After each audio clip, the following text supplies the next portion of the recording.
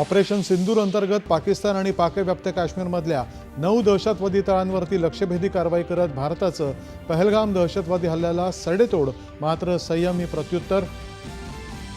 अत्यंत महत्त्वाच्या मुरिदके आणि बहावलपूरसह 9 दहशतवादी तळांवर केलेल्या कारवाईमध्ये दहशतवाद्यांची प्रशिक्षण शिबिरं आणि लॉन्च पॅड्स उद्ध्वस्त। लष्कर ए तैयबा, हिजबुल मुजाहिदीन आणि जैश तळांवरती हल्ले पाकिस्तानी लष्करी तळ तसंच नागरिकांना लक्ष्य करण्यात आलेलं नाही, भारतीय लष्करानं दिली माहिती। भारताची शांतता आणि विकास प्रक्रिया भंग करण्याच्या पाकिस्तान पुरस्कृत दहशतवादाला भारतानं ऑपरेशन सिंदूरच्या माध्यमातून अत्यंत जबाबदारीनं चोख प्रत्युत्तर दिलं, विक्रम मिस्री। पंतप्रधानांनी राष्ट्रपतींना या कारवाईची दिली माहिती। केंद्रीय मंत्रिमंडळाच्या बैठकीतही या हल्ल्याबद्दल लष्करी दलांचं अभिनंदन। उद्या बोलावली सर्वपक्षीय बैठक। केंद्रीय गृहमंत्र्यांनी सीमावर्ती राज्यांचे मुख्यमंत्री आणि ओमार अब्दुल्ला यांच्यासोबत झालेल्या बैठकीत सुरक्षा व्यवस्थेचा घेतला आढावा। परराष्ट्र व्यवहार मंत्री एस जयशंकर यांनी विविध देशांच्या परराष्ट्र मंत्र्यांशी संवाद साधत कारवाईची दिली माहिती।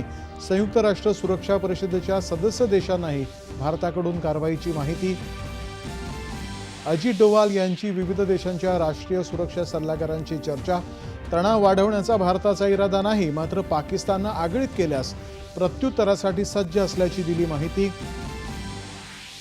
ऑपरेशन सिंदूरबद्दल सर्वपक्षीय नेत्यांनी सैन्य दलाचं केलं कौतुक।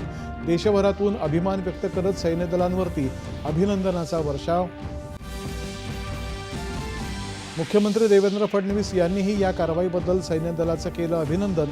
सैन्य दलानं संपूर्ण चित्रीकरण दिल्यामुळे कुणीही आता पुरावे मागायला धजावणार नाही, मुख्यमंत्री।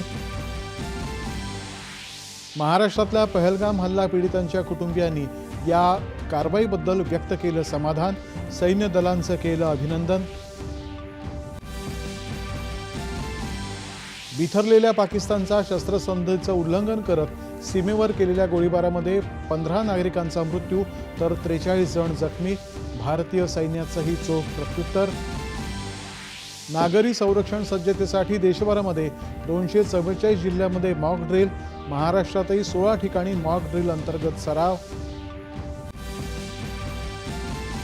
छत्तीसगड तेलंगणा सीमेवरती सुरक्षा दलांच्या मोठ्या कारवाईमध्ये 22 नक्षलवादी ठार।